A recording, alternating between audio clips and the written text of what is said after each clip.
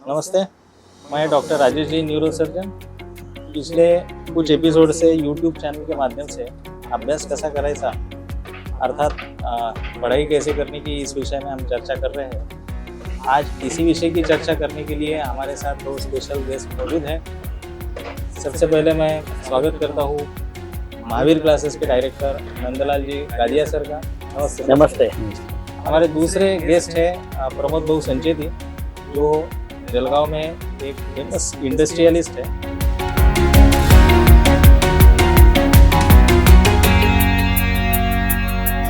Sir एक बात याद आई मुझे, एक 8-10 दिन पहले ही हम लोग ऐसे ही फैमिली में बैठे थे तो सब लोग यार एक दूसरे के नंबर हमें याद नहीं रहते। कई बार ऐसे कोई इमरजेंसी में मोबाइल खो गया तो मुझे पता नहीं कि मेरे बेटे का नंबर क्या है, इसका नंबर क्या है। तो ऐसी पोजीशन में फिर मैंने खास करके हमने सबने डिसाइड किया कि नंबर याद करेंगे, पर नंबर ऐसा है कि हम वापस डायल नहीं करते, हमारा सेव होता है तो वो पॉसिबल नहीं होता। तो हमने एक ऐसा आइडिया, मैंने पर्टिकुलरली ऐसे बैठ के निकाला बेटे का नंबर कि 88 में 9 घटाओ 32 32 एक बार नहीं 2 बार लिखो तो आपको नंबर समझ में आएगा। तो वो इतना याद रहेगा कि मैं वापस उसको भूला ही नहीं, अभी मुझे याद है वो नंबर क्या है। इनफैक्ट ब्रेन साइंस में ये एक मेथड है कि कोई भी सब्जेक्ट आपको डिफिकल्ट है, जैसे मैं एक न्यूमोनिक्स तो बताया आपको, लेकिन ये जो प्रमोद भाऊ ने अभी बताया, ये हमारे पास एक प्रैक्टिकल उदाहरण है। तो ये एक मेथड है कि आप उस सब्जेक्ट को इस तरीके से जोड़ो जैसे आपने आपके कोई जो घर के मेंबर है उनका रेफरेंस लेके फिर उसको मेमोरी में लाया। साथ ही साथ अगर आप उसको कोई इमेजेस है या फिर कोई आपके जिंदगी में कोई इंसिडेंस हो गया है तो उससे जोड़ते हैं। जैसे मुझे याद है मैं जब MBBS में था और हम अपेंडिसाइटिस जब पढ़ते हैं तो जब भी मुझे पेट में दर्द होता था मुझे लगता था कि मुझे अपेंडिसाइटिस हो। और फिर अपेंडिसाइटिस के जो 3 मेन लक्षण होते हैं कि पेन, वॉमिटिंग एंड टेम्परेचर, ये तीनों मुझे है क्या ये मैं खुद से पूछता था। तो सिर्फ पेन है, वॉमिटिंग नहीं है, टेम्परेचर नहीं है तो आई यूज्ड टू रिलैक्स और मेरा पेन भी कम हो जाता है। तो इमोशन से अगर आप किसी भी चीज को जोड़ेंगे तो वो आपके मेमोरी में लॉन्ग टर्म तरीके से जाता है। इसी को हम कहते हैं कि ब्रेन का एक इमोशनल ब्रेन है और एक लॉजिकल ब्रेन। मतलब हमको लगता है कि हमारा एक ही ब्रेन है, जैसे ये मालूम है हमको कि हमारा एक राइट ब्रेन है और लेफ्ट ब्रेन है, और ये मानते हैं सब लोग या बहुत सारे लोग कि राइट ब्रेन में इमोशन से और लेफ्ट में लॉजिक से। लॉजिकल ब्रेन का स्टडी में सब लोग यूज करते हैं कि एक डिसिप्लिन लगाना ये लॉजिकल ब्रेन का काम है, एक टाइम टेबल के हिसाब से चलना ये लॉजिकल ब्रेन का काम है, खुद को परेशान करके और जो भी अच्छी चीजें उनसे दूर रख के सिर्फ पढ़ाई पे कॉन्सेंट्रेट करना ये सब लॉजिकल ब्रेन का काम है। लेकिन लॉजिकल ब्रेन के साथ साथ उतना ही या उससे भी ज्यादा इम्पोर्टेंट इमोशनल ब्रेन है। ये साइंस ने रिसेंटली प्रूव किया है, बैठ जाता है। और आज भी अगर कोई बोलेगा कि यहाँ पे सांप है तो हम डर जाते हैं, क्योंकि सांप इस वर्ड से हमारा फियर, ये इमोशन बचपन से जुड़ते आया है और इसलिए वो हमारे मेमोरी में बचपन से फिक्स है। तो इसी तरीके से अगर हम हमारा पढ़ाई, हमारा स्टडी किसी इमोशन से जोड़ेंगे तो उसमें कई गुना मेमोरी के लिए हम 10 टाइम्स मोर उसको स्टोर कर सकते हैं। सर ने भी अनुभव किया होगा कि यूजुअली, और हमने न्यूज़ में देखा है और हम देखते रहते हैं कि जो बच्चे बहुत गरीब रहते हैं या फिर जो बहुत और सोशो इकोनॉमिक या जिनको बहुत स्ट्रगल है, जिनके पेरेंट्स नहीं हैं, हम देखते हैं कि वो कभी कभी नीट जैसी या JEE जैसी और जो IAS IPS UPSC जैसी एग्जाम से वो क्रैक करते हैं और टॉपर हो जाते हैं। इसका रीज़न क्या है? हालांकि उनके पास स्टडी मटेरियल कम रहता है, उनके पास रिसोर्सेज कम रहते हैं, लेकिन उसके बाद भी ये पुअर बैकग्राउंड से या फिर डिफ़िकल्ट बैकग्राउंड से जो बच्चे आते हैं वो क्यों ज़्यादा स्कोर करते हैं? क्योंकि उनका इमोशनल ब्रेन इतना स्ट्रांग हो जाता है, क्योंकि उनको मालूम है कि उसके सिवा अगर ये पढ़ाई नहीं करेंगे और वो क्रैक नहीं करेंगे एग्जाम तो फिर आगे पूरा अंधकार है उनके लिए, और वो इमोशन उनको उस पार लेके जाते हैं। तो emotions are so strong and whenever possible we must use emotions in our studies. बहुत अच्छा डॉक्टर साहब, आपने स्ट्रेस मैनेजमेंट का जो उदाहरण दिया, जो फॉर्मूला दिया सीड्स करके, अद्भुत है। क्योंकि ये नई जानकारी मिली है विद्यार्थियों के लिए भी कि अगर इतना छोटा सा प्रिंसिपल अगर हम अपनाते हैं जो आपने बताया कि भाई साउंड स्लीप है, उसके आगे जो बताया आपने एक्सरसाइज है, डाइट है, डिसिप्लिन है। हाँ, तो ये अगर फॉर्मूला अपनाते स्टूडेंट, तो मुझे लगता है उनका स्ट्रेस लेवल कम हो सकता है। और डी का जो आपने बताया कि डिसिप्लिन और डाइट, तो मैं उसमें ऐड करूंगा कि जब वो बच्चा स्ट्रॉन्ग डिटरमाइन होता है, उसका डिटर्मिनेशन अच्छा होता है और वो अपने सब्जेक्ट को डेडिकेट और डिवोट करता है डिसिप्लिन के साथ, और जो पढ़ाई मुझे करना है उसके लिए एक टाइम बाउंड डेडलाइन तैयार करता है, तो 5 Ds भी उतने ही महत्व के रहेंगे, डिटर्मिनेशन, डिवोशन, डेडिकेशन, डिसिप्लिन और डेडलाइन। तो ये स्ट्रेस बिल्कुल कम करने का काम करेंगे। लेकिन आपने जो साइंटिफिक वे में बताया है, तो मुझे लगता है इससे बहुत बड़ी हेल्प बच्चों को तो हो सकती है। और दूसरा एक मुझे देख रहा हूँ कि जैसे बच्चे कोई चीज जैसे रोज की पढ़ाई अगर रोज भी कर ले तो उनका स्ट्रेस बहुत कम हो सकता है, लेकिन एक एटीट्यूड बच्चों में ऐसा आ जाता है कि भाई आज करे सो कल कर, कल करे सो परसों, इतनी भी क्या जल्दी है, जीना है बरसों।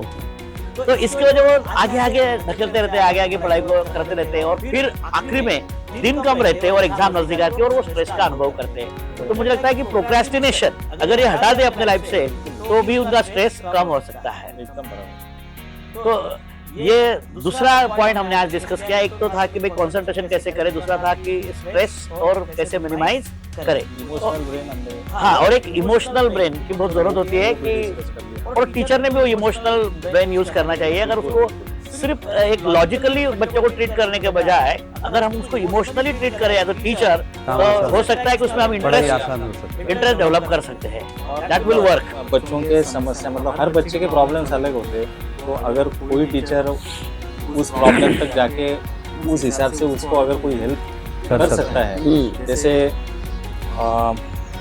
मेरा एक स्टूडेंट है जिसको मतलब पढ़ाई के लिए पैसे नहीं थे, ट्यूशन के लिए पैसे नहीं थे, और मेरा जो वो टीचर था उसका, वो बायोलॉजी का टीचर था, तो उसने उसका फीस पूरा माफ़ कर दिया था और वो डॉक्टर बन गया उसके बाद। तो इस टाइप का भी आप इमोशन के साथ जुड़ सकते हैं, और फिर वो मोटिवेशन जो वो बच्चे को मिलता है कि मेरा टीचर मेरी फी माफ़ कर सकता है, तो मुझे अभी तो क्रैक ही करना है वो एग्जाम, और फिर वो जो क्रैक कर जाता है वो एग्जाम, वो डबल इमोशन उसको मिल जाता है। तो वो इकोनॉमिक क्लास से आया है वो तो ही है, लेकिन कोई टीचर उसको इतना जब सपोर्ट पीछे रहता है खड़ा, तो फिर वो अच्छा ही स्कोर करता है। और दूसरा ऐसा लगता है कि एक पीयर प्रेशर भी बच्चों पर बहुत रहता है, वो भी एक स्ट्रेस का कारण है। कि पीयर प्रेशर मतलब कि भाई मुझे कम मार्क मिले तो फ्रेंड्स क्या कहेंगे, या मेरे क्लास की लड़कियां मेरे बारे में क्या सोचेंगी, या फिर मेरे पेरेंट्स क्या कहेंगे, या जो रिश्तेदार आते हैं वो भी पढ़ाई के बारे में पूछते रहते हैं, तो उसको जवाब देना मुश्किल हो जाता है। तो ये प्रेशर अनुभव करता है बच्चा और उसकी स्ट्रेस में भी आता है,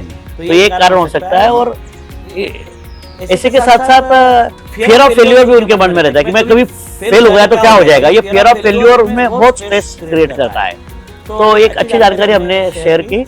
और एक प्रश्न मुझे ऐसा लग रहा है आपको पूछना चाहिए ऐसा कि जनरली कुछ बच्चे पढ़ाई दिन में करते हैं और कुछ बच्चे they are burning midnight oil, मतलब वो रात में पढ़ना बहुत पसंद करते हैं, पर उसका मैंने परिणाम जो देखा है क्लासरूम में, तो रात को लेट जाते हैं तो बहुत बार सुबह का क्लास स्किप कर देते हैं। एक तो ये होता है। दूसरा, अगर आते हैं तो उन्हें आंसर रट्टा मारने के बाद, याद करने के बाद और कंसेप्चुअली स्ट्रांग होने के बाद में भी उनको आधा अधूरा ध्यान में आता है, क्योंकि शायद वही होगा कि नींद नहीं होती है, और ऐसा है कि वो फ्रेश नहीं नजर आते, एनर्जेटिक नहीं नजर आते। तो ये भी हो सकता है कि वो रात को ज्यादा देर तक जगते हैं, इसका परिणाम हो सकता है। या फिर क्या ये इंडिविजुअल स्टूडेंट के लिए इंडिविजुअल अप्रोच होना चाहिए रात को पढ़ाई करने का और दिन को पढ़ाई का? आप इस पर थोड़ा प्रकाश डालेंगे तो अच्छा होगा। आमतौर पे तो साइंस के हिसाब से तो हमको 11 बजे तक सो जाना चाहिए और 6 बजे उठ के फिर मॉर्निंग के hours are good for study, क्योंकि हम फ्रेश माइंड से आते हैं, ब्रेन भी रिलैक्स होता है, तो रिसेप्टिविटी बढ़ती है उसकी, है ना, रिसेप्टिविटी बढ़ती है, और फिर मेमोरी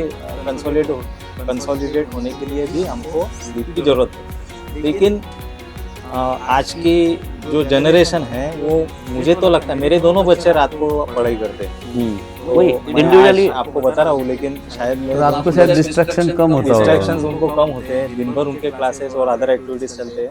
तो ये इंडिविजुअल स्टूडेंट का डिसीजन है, उसको रात को करना है या दिन को करना है। लेकिन इसमें मैं 2 बातें जरूर बताना चाहूँगा कि जो हम सुनते हैं कि इसने नाइट पूरी मारी या नाइट जाग के उसने पढ़ाई करी, तो ये एकदम गलत है।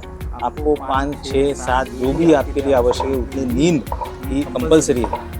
दूसरी बात यह है कि एक साथ हम देखते हैं कि 3 घंटा 4 घंटा बच्चे बैठे हैं और फिर बाकी स्टूडेंट भी बोलते हैं कि ये बैठे कि 5-5 घंटे पढ़ाई करते हैं। ब्रेन के साइंस के हिसाब से, न्यूरो साइंस के हिसाब से ये गलत है, क्योंकि ब्रेन की कैपेसिटी 45 टू 50 मिनट्स है कोई भी बात मेमोराइज करने की। 50 मिनट के बाद ब्रेन थक जाता है, फिर वो आइंस्टाइन का भी ब्रेन हो या किसी भी स्टूडेंट का इंटेलिजेंट जिसके IQ बहुत है उसका ब्रेन हो, तो 50 मिनट्स के बाद उसको थकना ही है। तो इसलिए हम नॉर्मली 50-10 प्रिंसिपल बताते हैं कि 50 मिनट का आप स्टडी करिए, 10 मिनट का आप उसमें ब्रेक लीजिए जिसमें आप स्टडी छोड़ के कुछ भी करना है। एक हल्का सा वॉक कर सकते हैं, किचन में जाके मम्मी से बात कर सकते हैं, एक फ़ोन पे फ्रेंड से बात कर सकते हैं, या कोई भी एक्टिविटी कर सकते हैं आप, जिसमें ब्रेन रिलैक्स हो जाता है और अगले 50 मिनट के दूसरे सेशन के लिए तैयार हो जाता है। दूसरी बात हम ये भी एडवाइस करते हैं कि बच्चों को कि सब्जेक्ट में बदलाव ज़रूरी है। वही सब्जेक्ट अगर आप दिन भर करेंगे कि भाई मैंने आज बायोलॉजी लिया या मैथ्स लिया और पूरा मैथ्स ही करूँगा, तो फिर वो वैरायटी नहीं रहती और फिर ब्रेन उससे भी ज़्यादा थकता है। तो हो सकता है कि 2 घंटा हम मैथ्स करें, 2 घंटा फिजिक्स करें, 2 घंटा बायोलॉजी करें। Again I will tell it is individual variation. किसी को एक हफ्ता भर सिर्फ बायोलॉजी करना ज़्यादा ठीक होता है, तो दैट इज़ हिज चॉइस।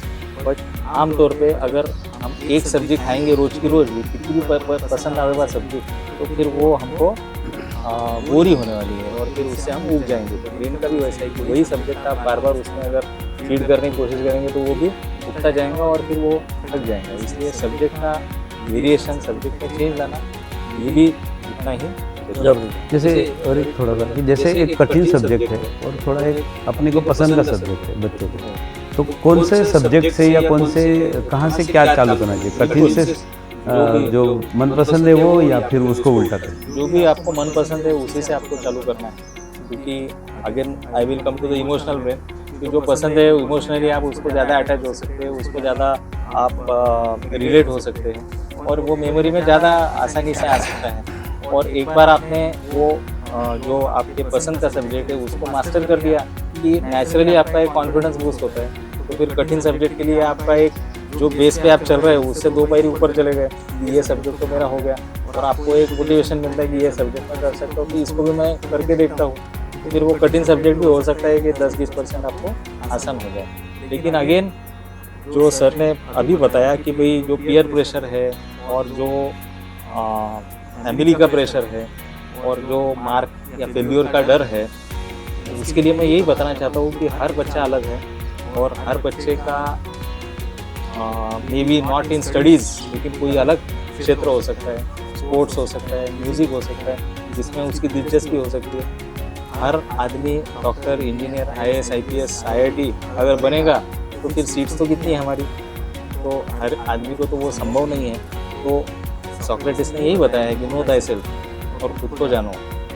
इस उम्र में इतनी बड़ी बात बताना शायद आपके लिए बहुत हेवी डोज हो जाएंगे, लेकिन अगर एक बच्चा खुद को जानता है, खुद की पर्सनैलिटी को जानता है, खुद की लाइकिंग्स को जानता है, क्या करना जानता है, तो फिर भी हमारे बहुत बड़े डॉक्टर मित्र हैं जो IAS हो गए, बहुत बड़े डॉक्टर मित्र हैं जो पूरे योगा मेडिटेशन में चले गए हैं, बहुत बड़े न्यूरो सर्जन्स हैं जो अपना फील्ड छोड़ के किसी अलग फील्ड में आज बड़ी नाम कमा रही है। In fact study says, and this is quite surprisingly, all those people who are successful, 90% of them, they are doing something else than what they are studying.